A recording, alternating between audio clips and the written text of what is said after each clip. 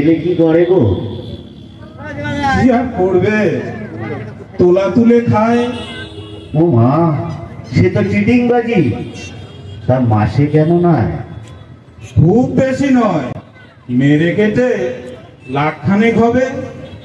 বেশি দিনের ব্যবসা তো নয়, বছর কয়েক সবে। শুনেছিলাম তোমার ছেলে লেখাপড়ায় ভালো, এতদিন তো বেকার ছিল, চাকরি বাকরি হলো? হ্যাঁ, এসএসসি পাস করেছিল, রেজাল্টটাও বন্ধ নয়। 9টা বছর পেরিয়ে গেল, আজও সে ঘর নয়।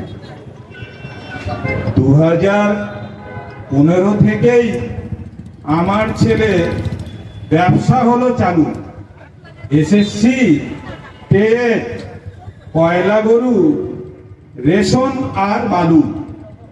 ও মা, বুদ্ধিমান তো তোমার ছেলে, কোটিপতি। তাই আমার ছেলে মূর্খ বলে ধর্মতলায় ঠাঁই। নমস্কার।